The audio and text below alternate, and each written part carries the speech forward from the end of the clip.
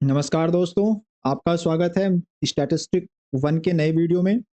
और इसमें हम वीक 9 को फिर कंटिन्यू करेंगे और इसमें लास्ट के दोनों चैप्टर कवर करेंगे और यहाँ पे वीक 9 को ख़त्म करेंगे इस वीडियो के बाद। और इसमें हम जो है 9.5 और 9.6 की थ्योरी पार्ट और एक्टिविटी पार्ट दोनों को कवर करेंगे।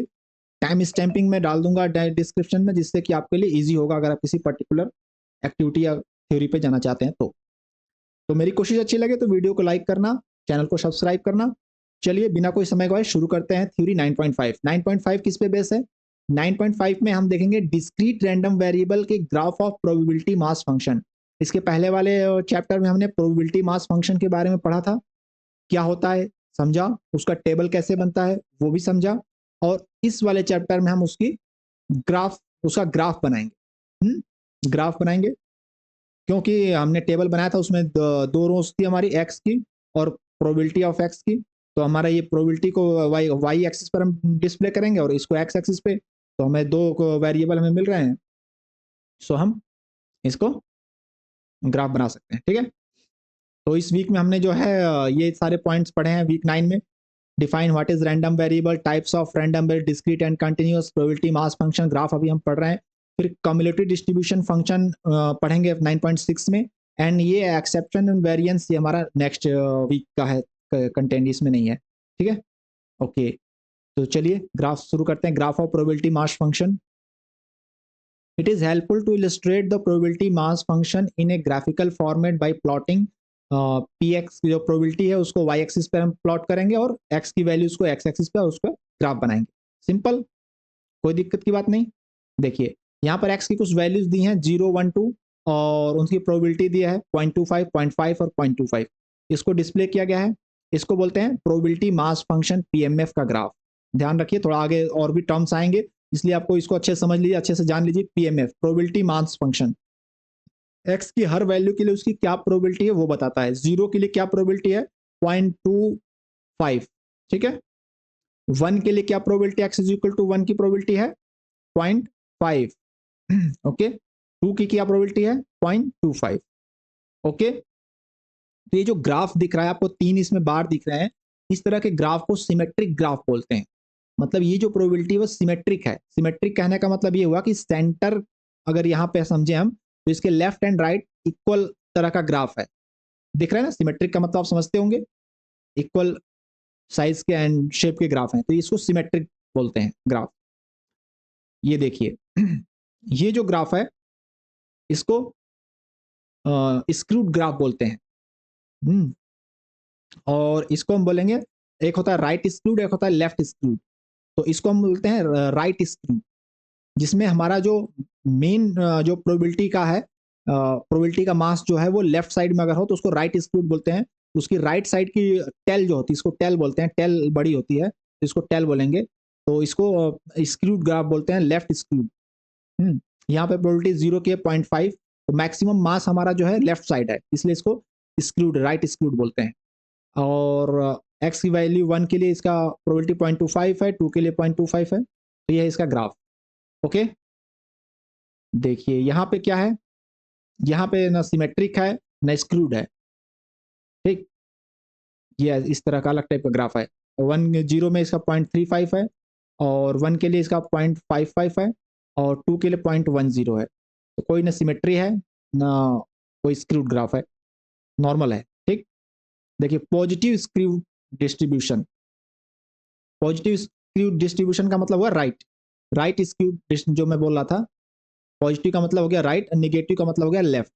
तो पॉजिटिव स्क्यूड डिस्ट्रीब्यूशन का मतलब ये होगा कि राइट स्क्यूड डिस्ट्रीब्यूशन। राइट का मतलब होगा कि आपका राइट साइड वाली टेल बड़ी होगी, इसको टेल बोलते हैं, इसलिए इसको राइट स्क्यूड बोलते हैं, पॉजिटिव स्क्यूड बोलते हैं। आपका मेन फंक्शन जो है, ज्यादा से ज्यादा मास जो है, प्रोबेबिलिटी मास फंक्शन है, ये पीएमएफ है। तो आपका ज्यादा से ज्यादा मास जो है वो लेफ्ट साइड है। देखिए यहाँ पर लेफ्ट साइड है, मास इधर कम है, इसलिए इसे राइट स्क्यूड है या पॉजिटिव स्क्यूड डिस्ट्रीब्यूशन बोलते हैं। 1 की प्रोबेबिलिटी 0.4 है और 2 की 0.3 है, 3 की 0.2 है, 0.4 की 0.1। तो मेन मास जो है आपका, मैक्सिमम मास जो है लेफ्ट साइड है, तो इसको राइट स्क्यूड या पॉजिटिव स्क्यूड डिस्ट्रीब्यूशन बोलते हैं। फिर आता है निगेटिव स्क्यूड डिस्ट्रीब्यूशन या लेफ्ट स्क्यूड डिस्ट्रीब्यूशन। तो इसमें आपका जो मास होगा वो राइट साइड होगा, आपकी जो टेल होगी वो बनेगी लेफ्ट साइड में। लेफ्ट साइड में आपकी टेल बनेगी और इसको बोलेंगे लेफ्ट स्क्यूड डिस्ट्रीब्यूशन या negative skewed distribution. Okay, same probability इधर दिखा रहा है, इधर एक्स की वैल्यूज दिखा रही है, उसके अनुसार आपका ये ग्राफ बनाएगा। ओके, रोलिंग ए डाइस वंस आउटकम। अब रोलिंग ए डाइस वाला आपने एग्जांपल देखा का 6 तरह के आउटकम होते हैं, और अगर फेयर डाई है तो सभी के जो है प्रोबेबिलिटी 1/6 1/6 1/6 होती है। तो इसमें आप देखो ग्राफ कैसा बन रहा है, सारे इक्वल लेंथ के ग्राफ बन रहे हैं, और इसको बोलते हैं यूनिफॉर्म डिस्ट्रीब्यूशन। यूनिफॉर्म डिस्ट्रीब्यूशन, इसमें जो है सारी प्रोबेबिलिटी जो है यूनिफॉर्मली डिस्ट्रीब्यूटेड है, हर वैल्यू के लिए एक ही प्रोबेबिलिटी है। ठीक है, इसको यूनिफॉर्म डिस्ट्रीब्यूशन बोलते हैं। ओके, रोलिंग ए डाइस ट्वाइस, तो एक्स हमारा यहाँ पे क्या है, सम है, 2 डाइस का सम है, तो इसका जो रेंज स्टार्ट होगा 2 से होगा और मैक्सिमम 12 तक जाएगा। तो 2 डाइस का जो सम है 2 हो सकता है, 3 हो सकता है, 4 हो सकता है, 5 6 7 8 9 10 11 12, और इसकी जब प्रोबेबिलिटी आप काउंट करेंगे तो कितने टाइप से 2 आ सकता है, तो 1 एंड 1 ओनली 1 चांस है, तो 1/36 जाएगा। 3 आने के कितने चांस है, 2 चांस है, 1 एंड 2 एंड 2 एंड 1, इसलिए 2/36 होता है। तो इस तरीके से इसकी प्रोबेबिलिटी नीचे वाली लाइन में है। तो इसका जो ग्राफ बन रहा है देखिए सिमेट्रिक ग्राफ है, फुल सिमेट्रिक ग्राफ है। यहाँ सेंटर के बाद इसके left side and right side जो है बिल्कुल सेम डिस्ट्रीब्यूशन है। तो ये जब 2 डाइस को रोल करते हैं तो उनके सम का ये प्रोबेबिलिटी का मास फंक्शन का ग्राफ है। Okay, rolling A dice twice x smaller of outcome. X है जो है हमारा है स्मॉलर, एक्स है स्मॉलर ऑफ आउटकम। आउटकम में एक्स स्मॉलर कब होगा, कहने का मतलब कि जो आपका आउटकम आएगा तो उसमें स्मॉलर वैल्यू कौन सी होगी, इसे 1 हो सकती है, 2 1 कब होगी, इसे 1 और 2 है तो 1 होगी, 1 3 है तो स्मॉलर 1 होगी। लेकिन इसके अनुसार जो है 1 एंड 1 भी है तो स्मॉलर 1 होगा। तो 6 भी स्मॉलर हो सकता है तब जब 6 और 6 दोनों आए, तो अगर 6 और 5 आएगा तब तो 5 स्मॉलर हो जाएगा, लेकिन 6 स्मॉलर तब होगा जब 6 एंड 6 आएगा। तो 6 एंड 6 का आउटकम जो होगा 1/36 होगा, इसे प्रोबेबिलिटी निकालेगी। 5 के लिए 3/36, और इस तरह से जो स्मॉलर वैल्यू जो है 1 2 3 4 5 6 में हो सकते हैं, और उसके आउटकम के बेस पे उसकी प्रोबेबिलिटी जो है 1 के लिए 11/36 हो सकती है, 2 के लिए 9, 3 के लिए 7, लाइक दिस। ओके, तो ये उसका ग्राफ है, और ये आप देख करके बता सकते हैं ये है आपका positive skewed graph, right skewed graph. इसमें आपका जो मेन मास है वो लेफ्ट साइड है। ठीक है, ओके ओके, टॉस ए क्वाइन वंस एक्स आउटकम। जब आप टॉस करेंगे क्वाइन को एक बार तो आपका हेड आ सकता है, टेल आ सकता है। 0.5% चांस हेड और टेल दोनों के हैं, और ये दोनों इक्वली यूनिफॉर्म डिस्ट्रीब्यूशन है, दोनों के समान प्रोबेबिलिटी है, तो ये यूनिफॉर्म डिस्ट्रीब्यूशन है। Okay, tossing a coin thrice, तो अब देख लो यहाँ पर भी यूनिफॉर्म डिस्ट्रीब्यूशन है, पेयर डाइस है तो इसका ग्राफ बना हुआ है। Tossing a coin thrice X toss head appearing first. X जो बता रहा है वो बता रहा है कि टॉस हेड अपीयरिंग फर्स्ट, मतलब 3 बार हमें टॉस करना है कॉइन को, तो क्या चांस है कि पहली बार में हेड आ जाए, क्या चांस है x toss head appearing first, मतलब सेकेंड टाइम में हेड आए या थर्ड टाइम में हेड आए, फर्स्ट हेड कब आएगा, तो इसकी जो प्रोबेबिलिटी है उसका ग्राफ है ये। ओके, तो ये ग्राफ से रिलेटेड था, केवल पीएमएफ का ग्राफ था, जहां पर हमारा एक्स जो था एक्स की वैल्यू थी, और जो पी ऑफ एक्स आई था वो उसको हम वाई एक्सिस पर दिखाए थे उसकी प्रोबेबिलिटी को। तो आइए इस पे बेस्ड अप क्वेश्चन करते हैं 9.5 के क्वेश्चन एक्टिविटी के, देखते हैं क्या क्या है। ये एक्टिविटी 9.5 पहला क्वेश्चन कह रहा है there are 3 red and 7 blue balls in a bag. आपके पास जो है 3 रेड बॉल हैं और 7 ब्लू बॉल हैं। 3 balls are randomly drawn 1 by 1 with replacement। 3 ball जो है 1 by 1 ड्रॉ किए गए विद रिप्लेसमेंट, मतलब वो आप ड्रॉ किया, बॉल का कलर नोट किया और वापस रख दिया उसी में। तो कह रहा है let X be the number of red ball in 3 draw, then which of the following is the correct probability mass function. तो वो ग्राफ बनाया गया है, तो ग्राफ से पहले हमें उसके पीएमएफ को कैलकुलेट करना होगा। तो हमें 3 ड्रॉ किए गए हैं और एक्स है आपका नंबर ऑफ रेड बॉल। तो इसके क्या रेंज है, एक्स की क्या क्या हो सकती है वैल्यूज। एक्स की वैल्यू हो सकती है 0, कोई रेड बॉल ना आए, या 1 रेड बॉल आए, या 2 रेड बॉल आए, या 3 रेड बॉल आए। तो एक्स की वैल्यू 0, 1, 2, 3 में से कुछ हो सकती है। तो हम इसकी प्रोबेबिलिटी को काउंट करेंगे।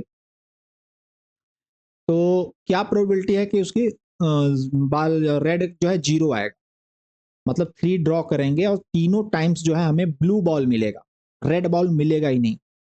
तो ब्लू बॉल है टोटल 7 और टोटल बॉल है 10। तो पहली बार ब्लू बॉल आने की प्रोबेबिलिटी है 7/10, दूसरी बार भी ब्लू बॉल आने की प्रोबेबिलिटी है 7/10, बिकॉज कि 7/10 क्यों है, क्योंकि वो विद रिप्लेसमेंट है, वो 7 का 7 ही ब्लू बॉल है, उसको हम उसी में वापस रख दे रहे हैं, ठीक है। और थर्ड टाइम भी ब्लू बॉल आने की प्रोबेबिलिटी है 7/10। तो टोटल हो गया कितना, 7 × 7 × 7, 49 × 7, कितना हो जाएगा, 7 9 × 63, 6 7 28 और 28 और 34, 343 एंड डिवाइडेड 1000। तो ये हो जाएगा 0.343, 0.343। तो 0 की जो प्रोबेबिलिटी हो गई कि हमें 0 रेड बॉल मिले, यानी कि तीनों बार में ब्लू बॉल मिले, होगी 0.343। ठीक, ओके। नेक्स्ट है एक रेड बॉल मिले और 2 ब्लू बॉल मिले, इसकी क्या प्रोबेबिलिटी है। तो एक रेड बॉल मिलने की प्रोबेबिलिटी है 3/10, क्योंकि 3 है रेड बॉल, और 2 ब्लू बॉल मिलने की प्रोबेबिलिटी है 7/10 × 7/10। ओके, तो ये हो गया इनटू, ये तो एक बार हो गया कि हमें फर्स्ट रेड बॉल मिले, फिर 2 ब्लू बॉल मिले। ये रेड बॉल जो है सेकंड टाइम्स भी, सेकंड नंबर पे भी आ सकता है और थर्ड नंबर पे आ सकता है। तो सेम सीक्वेंस 3 तरीके से आ सकते हैं कि 2 ब्लू बॉल और एक रेड बॉल का सिलेक्शन 3 तरीके से हो सकता है, जिसमें रेड बॉल जो आपका कभी फर्स्ट, कभी सेकंड, कभी थर्ड बार आएगा। तो मल्टीप्लाई बाई विथ 3 करेंगे अब, तो कितना हो जाएगा, 3 3 जा 9 और 7 7 जा 49। तो 49 × 9, 9 9 जा 81, 9 4 जा 36 और 8, 36 और 8 हो गया 36 और 44। ओके, तो ये हो गया 0.441, 0.441। नेक्स्ट है कि आपको 2 रेड बॉल मिले और एक ब्लू बॉल मिले। तो 2 रेड बॉल का मतलब हो गया 3/10 × 3/10, और एक ब्लू बॉल का मतलब हो गया 7/10। और सेम प्रोबेबिलिटी जो 3 बार आ सकती है, 3 टाइम्स रिपीट हो सकती है। इसमें जो है आपका ब्लू बॉल से थर्ड पे, फिर सेकंड पे, फर्स्ट पे हो सकता है। तो इंटू 3 करेंगे, 7 7 3 3 जा 9, 3 जा 27 एंड इंटू 7, 27 × 7 हो गया 189, तो 0.189। ओके, और फिर है कि 3 के तीनों बार आपको रेड बॉल मिले, 3 के तीनों बार रेड बॉल मिल गया, यानी कि 3/10 × 3/10 × 3/10, 3 3 जा 9, 3 जा 27। तो ये हो जाएगा 27/1000 और ये हो जाएगा 0.027। तो आपका आ गया 0 के लिए 0.343, फिर 1 के लिए 0.441 और 0.892 के लिए, 3 के लिए 0.027। तो लगभग ये जो है सही है, फर्स्ट वाला, चारों वैल्यूज मैच कर रही हैं और फर्स्ट ऑप्शन ही सही है। और उसी हिसाब से ये भी चेक कर लेंगे, ग्राफ हमें वैल्यूज तो मैच कर गई, ग्राफ भी देख लिए उसी हिसाब से है या नहीं। 0.343 है, 0.3 से थोड़ा ऊपर है, 0.441 0.4 से ऊपर है, 0.1892 के करीब है, और 0.027 0 से थोड़ा ऊपर है। तो ये ग्राफ की भी जो ग्राफिंग भी है वो भी सही, कभी कभी ये भी मिस्टेक कर सकते हैं कि ग्राफिंग का डिजाइन अलग दे दिया, वैल्यू वही दे दिया। अब इसमें देखिए 0 के लिए 0.441 कर दिया है, गलत हो गया। इसमें 0 के लिए 0.34 किया, ठीक है, और 1 के लिए 147 कर दिया, जो कि गलत है, 441 होगा। और यहाँ पे भी वैल्यूज गलत है, 2 के लिए 0.027 कर दिया, जबकि वो लास्ट ऑप्शन है, लास्ट 3 के लिए है, तो ये भी गलत हो जाता है। ठीक, नेक्स्ट क्वेश्चन पे चलें। नेक्स्ट क्वेश्चन कह रहा है कि which of the following is are probability mass function for some random variable. तो केवल ग्राफ दिया है और आपसे कह रहा है कि चूज करिए क्या क्या कौन कौन सा पीएमएफ हो सकता है। तो पीएमएफ की हम प्रॉपर्टी जानते हैं कि पीएमएफ की वैल्यू कभी भी 0 से कम नहीं होती, 0 या उससे ज्यादा होती है। ओके, और टोटल पीएमएफ जो होता है वो 1 होता है। तो हम देख लेंगे यहाँ पर, देखो निगेटिव, हमें यहाँ पर रॉन्ग चूज करना है ना। Which of the following mass function, which of the following is are probability mass function for some random variable.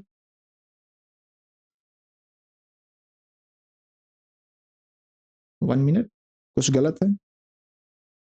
नहीं नहीं, गलत नहीं है। यहाँ पर एक्स की वैल्यू तो जा सकती है निगेटिव में, एक्स की वैल्यू दिया है ना, एक्स की वैल्यू तो माइनस में जा सकती है, आपकी प्रोबेबिलिटी माइनस में नहीं जाएगी।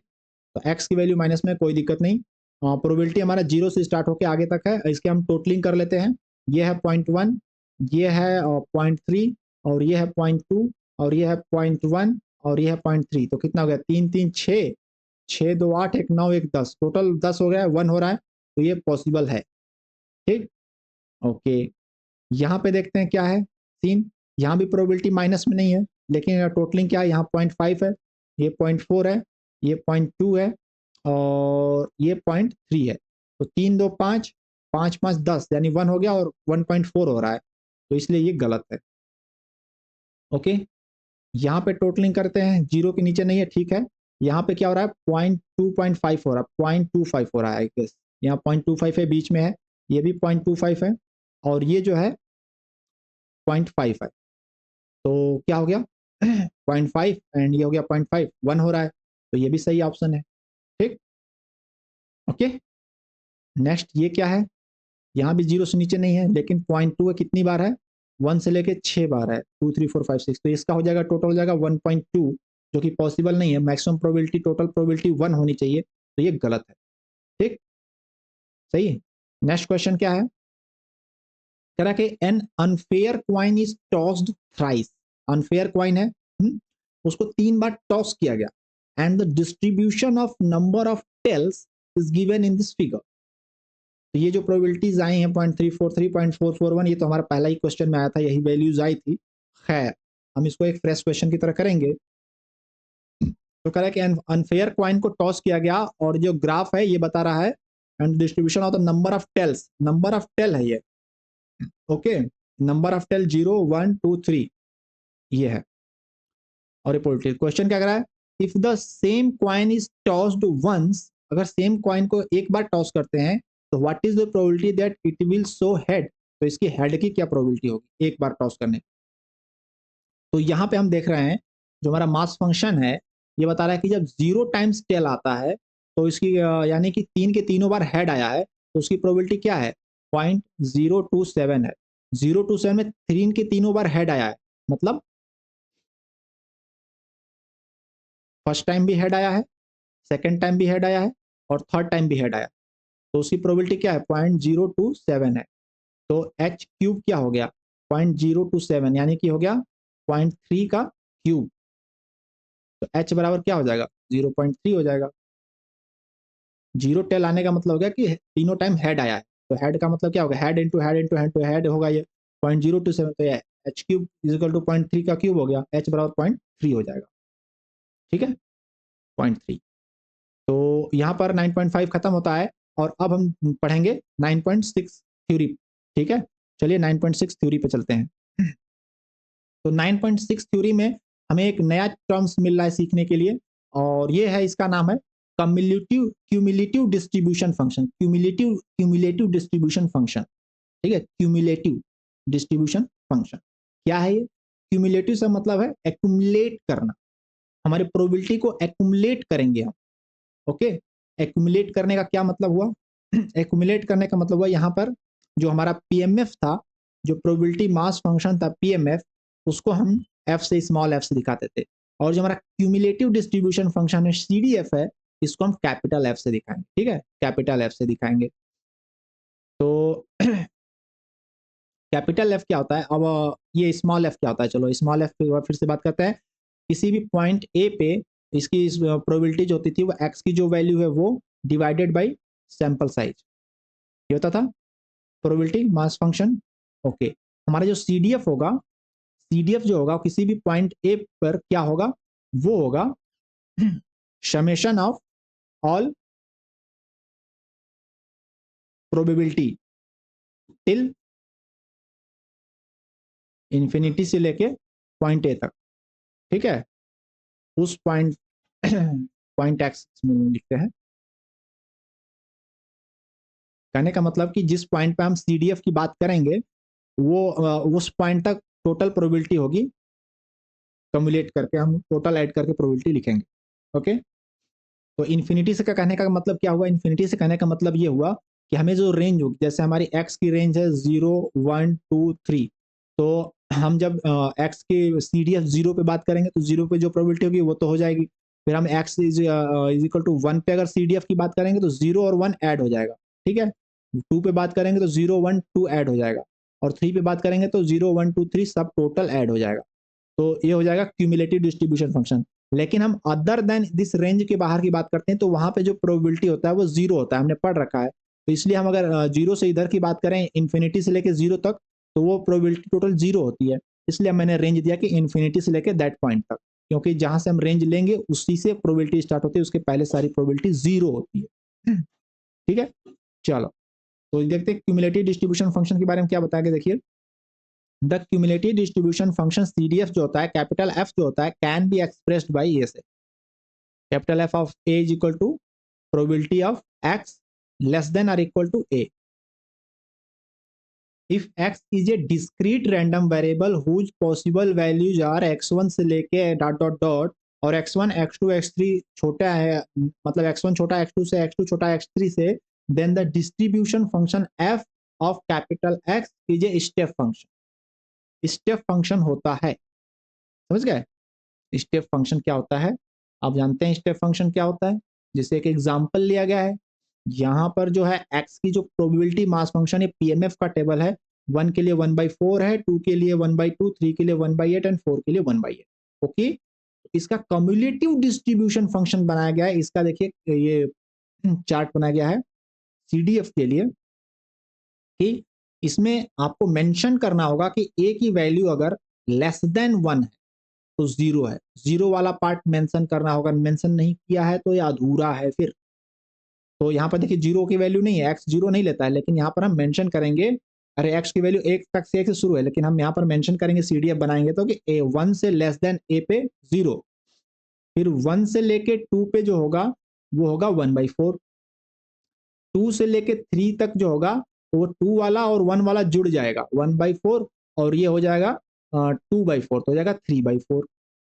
3 से लेके 4 तक में 3 वाला भी जुड़ जाएगा 7/8, और 4 से या उसके आगे तक 1 हो जाएगा। तो इस तरीके से ये बनता है सीडीएफ, ठीक। तो इसका देखिए जब एक ग्राफ बनाया गया तो ग्राफ कुछ ऐसा बनता है। ये जो डॉट दिया गया ये आपको बताने के लिए दिया कि यहाँ से यहाँ पर है पॉइंट, ये पर ये डॉट एक्चुअली लाइन है नहीं, मतलब 0 से लेके 1 तक तो ये 0 दिखा रहा है वैल्यू, फिर 1 से लेकर के 2 तक जो है 1 पे तो 0 है, फिर 1 से जैसे ही नहीं, 1 पे 0 है, 1 से आगे बढ़ने पे ये 0.2 समथिंग हो रहा है, जो वैल्यू दिया है 1.4 या 1.8 क्या है, 1/4, तो ये 1/4 हो रहा है, फिर 2 तक ये 1/4 है, फिर 2 पे जंप कर रहा है और 1/8 हो जा रहा है। तो ये 1/8 नहीं हो रहा है, 1/8 आपका ये है, ये 1/8 है आपका। 2 के बाद जो है 2 पे 1/2 हो रहा है, सॉरी 1/2 हो रहा है, तो 1/2 आपका ये है, 1/2 आपका ये है, 1/2 का जंप हो रहा है। एक्चुअल वैल्यू इसकी 1/2 प्लस 1/4 होगी, 1/2 प्लस 1/4 होगी 3/8, 3/4। देखिए 2 से नीचे पर तो 1/4 है, और 2 या 2 से लेके 3 तक 3/4 है, तो ये आपका जो है 3/4 हो रहा है। और उसके बाद फिर जंप हो रहा है थोड़ा सा और ये हो जा रहा है फिर 3/4 के बाद क्या हो जा रहा है 7/8, तो ये आपका हो गया 7/8, और दिस वन इज 8/8 यानी 1। तो ये आप देख रहे हैं कि सीडीएफ का जो ग्राफ होता है वैसे ही स्टेप वाइज फंक्शन होता है, स्टेप वाइज फंक्शन होता है, स्टेप वाइज ग्राफ होता है। ओके ओके, तो सेक्शन समरी का प्रोबेबिलिटी मास फंक्शन हमने पढ़ लिया, क्यूमुलेटिव डिस्ट्रीब्यूशन फंक्शन में पढ़ा, shape of distribution, skewed, symmetric, constant, ये सब हमने जान लिया, ये सब कुछ एग्जांपल देख लिए। तो चलिए एक्टिविटी करते हैं तो ज़्यादा क्लियरिटी होगी, जो पॉइंट यहाँ छूटा है एक्टिविटी में कवर कर लेंगे। ओके, चलो एक्टिविटी 9.6 पे चलते हैं, चलो आ जाओ। एक्टिविटी 9.6 हाजिर हो, हाँ इसी में था ना, इसमें था। चलो पहला क्वेश्चन क्या कह रहा है, विच of the following statement is a wrong about the cumulative distributive function F of A discrete random variable x. क्या रॉन्ग? देखिए अगर x1 की वैल्यू छोटा है x2 से, देन उसका जो कम्युलेटिव डिस्ट्रीब्यूशन फंक्शन होगा वो भी छोटा होगा f2 से, where x1 x2 are any 2 points in x। तो ये बात सही है। क्योंकि जब हम कम्युलेटिव डिस्ट्रीब्यूशन फंक्शन में आगे बढ़ते हैं तो उसमें और जुड़ता जाता है प्रोबेबिलिटी, तो वो बढ़ता ही जाएगा। x1 छोटा है तो x2 बड़ा है, तो x2 की जो CDF होगा वो x1 के CDF से बड़ा ही होगा। That is right point. Maximum value of F of X is 1। तो हम टोटल जोड़ते जाएंगे और लास्टली वो 1 पे आके कांस्टेंट हो जाता है। ये आपने ग्राफ में देखा था कि 1 के बाद वो कांस्टेंट हो जाता है। 1 के बाद जो है ये कांस्टेंट होता है। टोटल जोड़ते जोड़ते लास्ट में 1 आ जाएगा, क्योंकि हम जानते हैं टोटल प्रोबेबिलिटी 1 होती है, इसलिए टोटल प्रोबेबिलिटी 1 के बाद ये कांस्टेंट हो जाएगा। ओके, तो ये भी एक सही है point. It is always step function for discrete random variable. Discrete random variable क्या होता है? डिस्क्रीट रैंडम वेरिएबल वो होता है जहां पर आपका काउंटेबल नंबर्स होते हैं। एक्स की वैल्यू या तो 0 होगी या 1 होगी या 2 होगी 3 होगी या 4 होगी। तो यहाँ पर आपको स्टेप वाइज फंक्शन देखने को मिलेंगे। ओके, ठीक है, ये होता है। और कंटिन्यूअस होगा तो फिर आपको जरूरी नहीं कि ये स्टेप वाइज मिले, कंटिन्यूअस में ग्राफ अलग होगा, बट डिस्क्रीट के लिए तो स्टेप वाइज सही है। Area under the graph of CDF is always 1, नहीं, ये चीज हमने पढ़ी भी नहीं है और ये होता भी नहीं, ऑलवेज 1 नहीं होता area under the graph of CDF। तो ये पॉइंट गलत है। ठीक है, आगे चलें। क्वेश्चन नंबर 2 क्या कह रहा है? अगला क्वेश्चन कह रहा है कि 3 cards are drawn in succession, मतलब एक के बाद एक, from a deck with replacement. Okay, with replacement का मतलब वापस उसी में रख दे रहे हैं। Find the cumulative distribution function for the number of red card. तो हम जानते हैं हमारे डेक में जो होते हैं वो कितने कार्ड होते हैं? डेक में टोटल कार्ड होते हैं 52, रेड वाले कार्ड होते हैं 26 और ब्लैक वाले कार्ड होते हैं 26। ठीक है, ओके। तो हमें इसका CDF निकालना है, कम्युलेटिव डिस्ट्रीब्यूशन फंक्शन। उसके पहले हमें PDF बनाना पड़ेगा, PDF नहीं PMF, प्रोबेबिलिटी मास फंक्शन बनाना पड़ेगा। तो हम उसका फिर CDF बना लेंगे। ओके ओके ओके, तो हम मान लेते हैं एक्स है हमारा number of cards, number of red card हमारा है, उसके probability mass function P x है। ठीक है, तो एक्स क्या क्या वैल्यू हो सकती है? 3 कार्ड्स ड्रॉन किए गए हैं, तो 0 हो सकता है, 1 हो सकता है, 2 हो सकता है और 3 हो सकता है। ठीक। ओके, तो कह रहा है कि find the cumulative distribution function for the number of red card. तो हम पहले PMF निकालना है कि रेड कार्ड के 0 आए, इसकी क्या प्रोबेबिलिटी है? रेड कार्ड हमारा 0 आए, इसका मतलब कि 3 कार्ड हमने ड्रॉ किया, तीनों बार हमें ब्लैक कार्ड मिला। ओके, और विद रिप्लेसमेंट है, तो पहली बार ब्लैक मिलने की क्या प्रोबेबिलिटी है? 26 है ब्लैक कार्ड, टोटल कार्ड है 52, 26/52। सेकेंड टाइम ब्लैक मिलने की क्या प्रोबेबिलिटी है? सेकेंड टाइम भी सेम प्रोबेबिलिटी, क्योंकि विद रिप्लेसमेंट है, हम वापस उसमें रख दे रहे हैं, तो 26/52। एंड थर्ड टाइम मिलने की भी 26/52 प्रोबेबिलिटी। तो कितना हो गया? 26 दूनी 52, 26 दूनी 52 एंड 26 दूनी 52। तो ये क्या हो गया? 1/8। तो 0 बार जो है मिलने की प्रोबेबिलिटी हो गई रेड कार्ड की 1/8। अब देखते हैं 1 टाइम्स। 1 टाइम्स हमें रेड मिले और 2 टाइम्स हमें ब्लैक मिले। तो 1 टाइम रेड मिलने की हो गई 26/52 और 2 टाइम ब्लैक मिलने की हो गई वो भी 26/52 एंड 26/52। और ये जो इंसिडेंट है, ये red and black black, red black या ब्लैक ब्लैक रेड जो है, ये 3 टाइम से हैपन हो सकता है, हम जानते हैं। रेड लास्ट में आ सकता है, बीच में आ सकता है, फर्स्ट में आ सकता है, इंटू 3 भी करेंगे इसमें। तो क्या हो गया ये? 3/8 हो गया ये। ओके, 2 रेड और 1 ब्लैक की क्या प्रोबेबिलिटी है?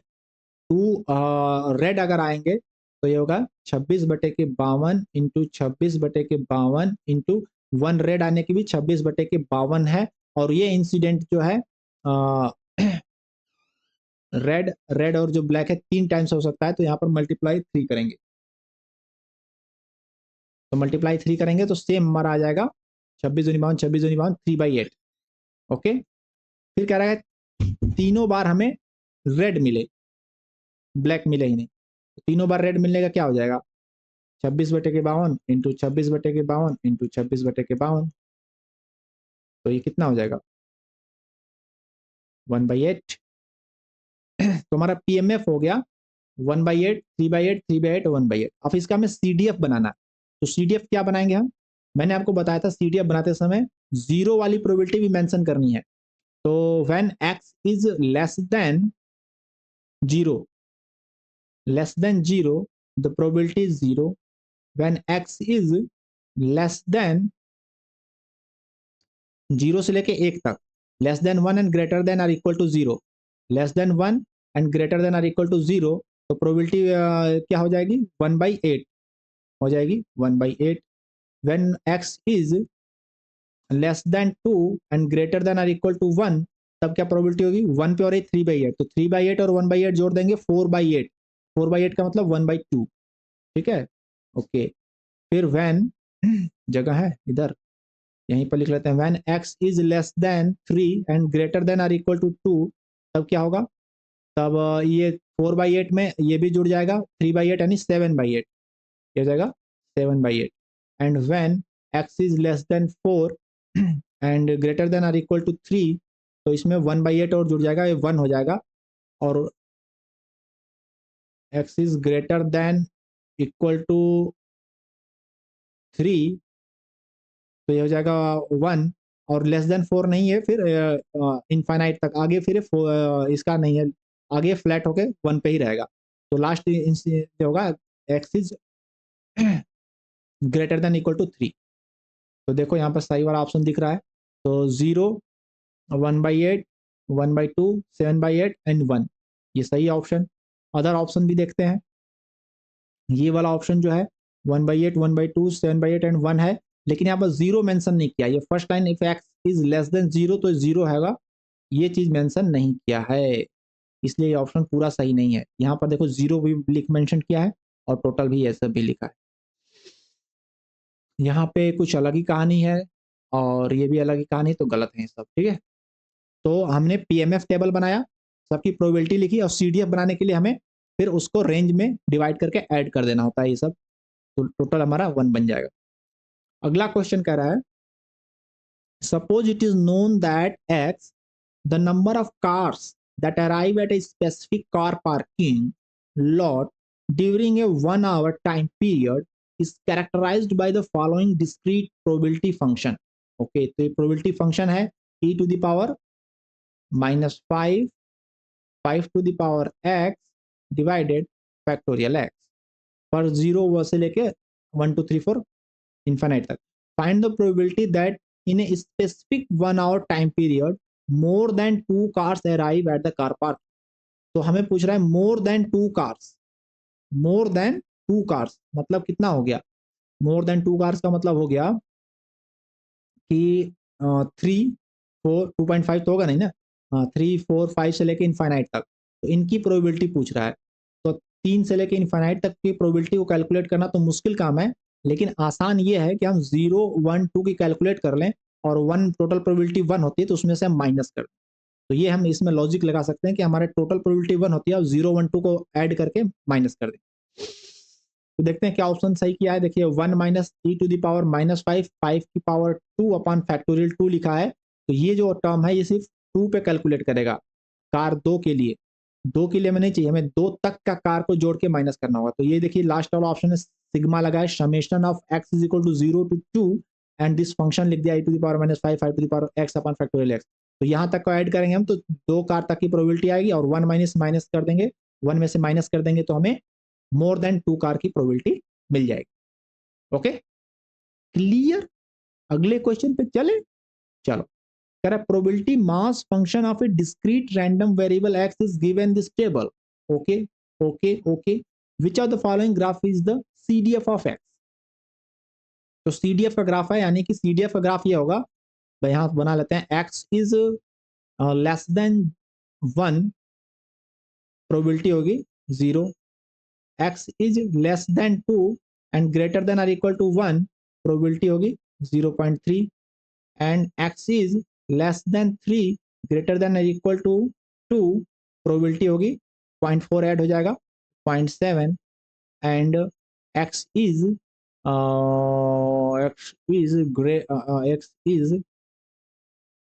greater than x is greater than 3 या इक्वल टू 3 पे प्रोबेबिलिटी 1 हो जाएगी। तो इस तरह से बनेगा। पहले में क्या है, स्टेप वाइज फंक्शन है, स्टेप वाइज होता है डिस्क्रीट के लिए, तो ये गलत हो गया। नेक्स्ट ऑप्शन में क्या कह रहा है, तो इसमें जो है ये स्टेप वाइज फंक्शन नहीं, स्टेप वाइज फंक्शन में ये लाइन होती है, लाइन वाला ये गलत है, ये सीन गलत है। वहां से मैम ने जो है डॉट डॉट डॉट करके दिखाया था, ये बताने के लिए कि इस लाइन के बाद इसका जहाँ पर एंड हो रहा है वहां से इसका स्टार्टिंग होता है, बट ये एक्चुअल लाइन नहीं होती ग्राफ में, तो ये गलत है लाइन, पहली बात। दूसरी बात कि इसका वैल्यूज भी गलत शो कर रहा है, 0 पे भी प्रोबेबिलिटी इसकी 0.3 शो कर रही है, तो ये वैल्यूज भी गलत है, तो ये ग्राफ गलत है। ये थर्ड वाला सही लग रहा है, देखिए यहाँ पर दिखा रहा है 0 1 से पहले सब इसका 0 है प्रोबेबिलिटी, उसके बाद 1 पे जंप कर रहा है, स्टेप वाइज फंक्शन भी शो हो रहा है, और 2 तक 0.3 है, और 2 से 3 तक 0.7 है, और 3 से फिर 1 हो जा रहा है, तो ये स्टेप वाइज फंक्शन शो कर रहा है, ये ग्राफ बिल्कुल सही है। नेक्स्ट वाले में भी वैल्यूज बिल्कुल सही दिखा रहा है, बट ये जो लाइन बनी है ये ग्राफ में लाइन नहीं होती, स्टेप वाइज फंक्शन में नहीं होती है लाइन, तो ये चीज गलत है, तो ये ऑप्शन गलत है, और सही ऑप्शन ये है। ओके, क्वेश्चन अगला देखते हैं क्या है।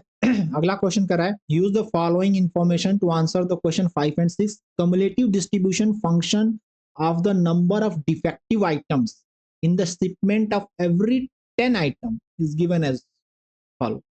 मतलब 10 आइटम में से डिफेक्टिव आइटम कितने हो सकते हैं, 0 से नीचे होने की जो प्रोबेबिलिटी है वो 0 है। ये CDF का ग्राफ है, CDF का ग्राफ है, PDF नहीं है, PMF नहीं है, ये CDF है, cumulative distribution function.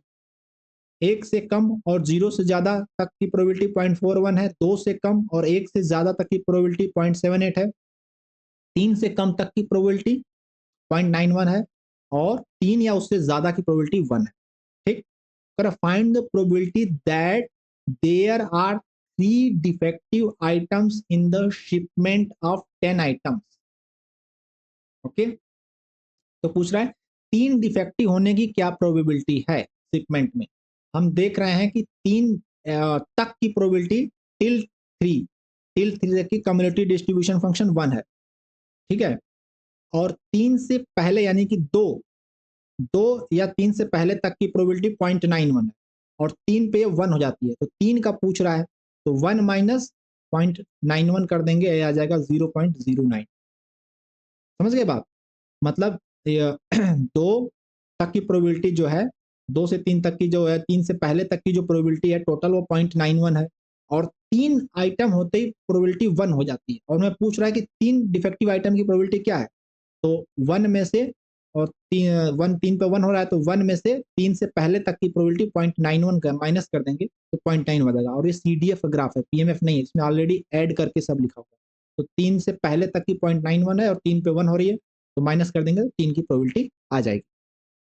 Next question कर रहा है, find the probability that there are at least 2 defective item in the shipment of 10 item. तो 2 डिफेक्टिव होने की एटलीस्ट 2 होने की मतलब 2 या 3, इसकी प्रोबेबिलिटी हमें चाहिए। ठीक, क्योंकि 3 के बाद तो सब 1 है, तो 3 तक हो सकती है डिफेक्टिव, तो 2 या 3 की चाहिए, एटलीस्ट 2 कर रहा है ना, तो हम क्या करेंगे, टोटल में से 2 से पहले वाली प्रोबेबिलिटी माइनस कर देंगे, टोटल हमारा 1 हो रहा है, और 2 से पहले वाली प्रोबेबिलिटी को माइनस कर देंगे तो हमें 2 या 2 से आगे का मिल जाएगा। तो 2 से पहले वाली प्रोबेबिलिटी कितना है, 0.78 है, 0.78 है, और टोटल 1 हो रहा है, तो 1 में से 0.78 माइनस कर देंगे तो 0.22 आ जाएगा, तो 0.22 जो है वो 2 और 3 वाली प्रोबेबिलिटी हो जाएगी, 2 या 2 से ज्यादा की प्रोबेबिलिटी 3 हो जाएगी, एटलीस्ट 2 का रहा है, एटलीस्ट 2 तो 0.22, ठीक है, 1 माइनस 0.78। ओके, तो यहाँ पे एक्टिविटी और ये वीक खत्म होता है। और मैं आपको बहुत बहुत धन्यवाद कहूँगा, आपने पूरा वीडियो देखा और यहाँ तक बने रहे और आप साथ दिया। आगे वीडियो में भी जल्दी मुलाकात होगी। थैंक यू, बाय बाय, टाटा। वीडियो को लाइक शेयर सब्सक्राइब कर देना। Thank you.